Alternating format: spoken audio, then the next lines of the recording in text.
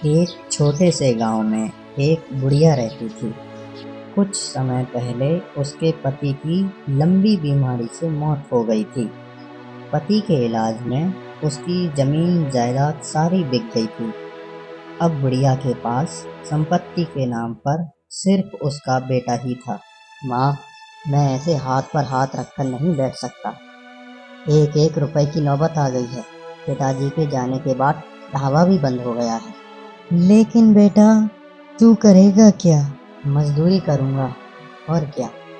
500 रुपए रोज मिल जाएंगे। पैसे इकट्ठा करके आलू पराठे की दुकान खोलूँगा।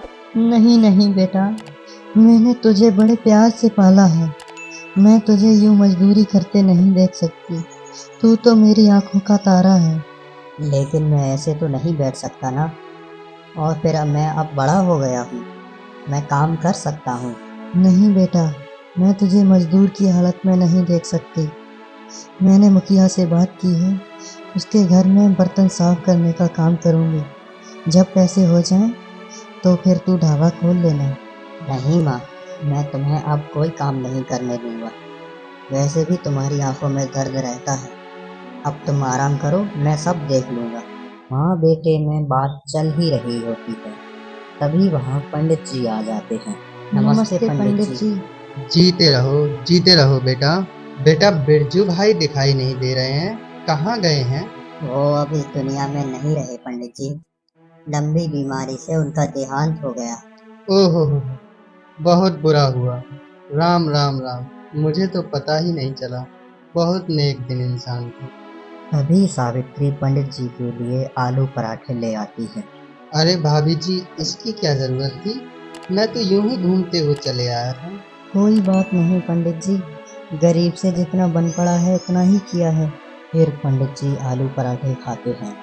उन्हें आलू पराठे बहुत स्वादिष्ट लगते हैं।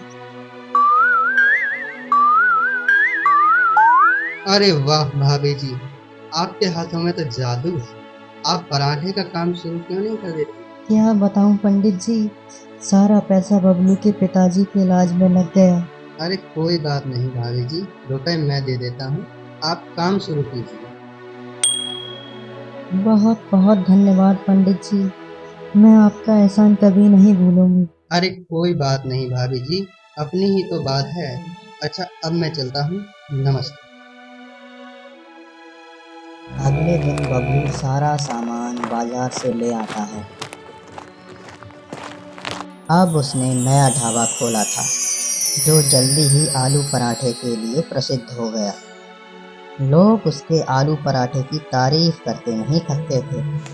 कुछ समय बीतने के बाद उनके हालात सुधरने लगे। अब दोनों माँ बेटे बहुत खुश थे।